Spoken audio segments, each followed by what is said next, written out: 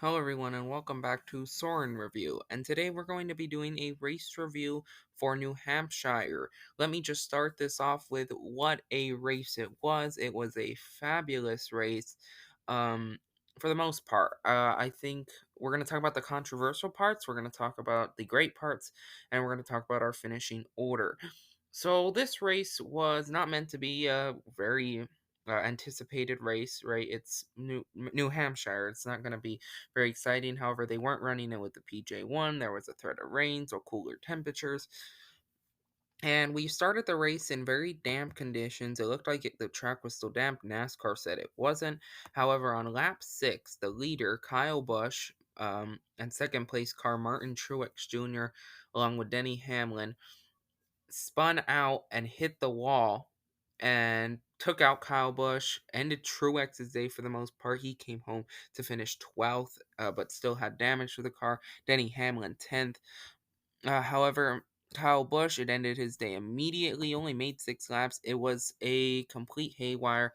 Many people were upset with NASCAR, and including myself. This is not the first time that NASCAR said it's dry and then cars are wrecking because it's raining. Texas of 2020 and Coda earlier this year, so definitely upsetting to see that by NASCAR do it again. They say it's just gonna be a learning experience, but we'll see if they actually learn from it.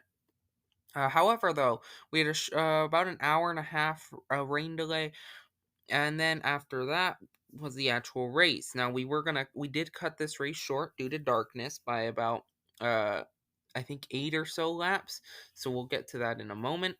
However, the race was pretty good. I would say it was pretty competitive. Ryan Blaney led most of the first stage, won the first stage, did pretty good. It was then Kevin Harvick who was leading stage 2. However, it was Brad Keselowski. I would say those were three of the fastest cars. However, in stage 3 and kind of in stage 2, a little Eric Almarola. Yes, Eric Almarola, the guy who, let's be honest, has been kind of poor this season. He's 27th in points entering this race. I mean, this season he only had entering this race one top 5 and two top 10s compared to last season where he had 18 top 10s. This is not Eric Almirola's season by any means. However, he ended up doing pretty good, I would say. It was not uh, a complete domination, right? I should also know Eric Almirola won. I'm sure if you're watching this video, you knew that. But Eric Almirola won. It was not complete domination. He had to work through Brad Keselowski, Ryan Blaney, and I think the fact that he had a long run car helped him get to the lead at 25 laps of the 293. Um, However, late in this thing, Christopher Bell, who, if we remember, won the Xfinity race, he was gaining late, and it was very exciting because it was not just them too. There was a threat of darkness, right? So the Benedetto was trying to stay out. He was trying to win his way into the playoffs. It didn't work out. But Eric Almirola, Christopher Bell, they're running. Uh, they already announced they're cutting at 10 to go. And then Austin Dillon is blocking Almirola. He's a lapped car. This is all happening in the last 20 laps or so. Austin Dillon's blocking Almirola. Remember, if Almirola wins, Austin Dillon is out of the playoffs. And so Almirola, it gets held up by him. He's able to get by him, and Bell just never gains back. It was a great win for Eric Almirola. First non-plate track win. Probably his most um, talented win by all means. Very, very good job by Eric Almirola. He's now 23rd in points, tied with his teammate Chase Briscoe. And I would just say that this was a great win by Eric Almirola. I think it's also important to note that I haven't seen this much, but now that Eric Almirola's won, I think now you have to start putting the the pressure on Kevin Harvick. When is he gonna win? Cole Custer, Chase Briscoe. I don't expect Briscoe and Custer to win. Granted, Custer did win in its rookie season, but even then, that's a little more pressure. But I expect Custer and Briscoe to start putting up those finishes. Briscoe has. He's 23rd in points. Got that great Road America finish. Seems like road courses are his uh, tracks he can do really well at.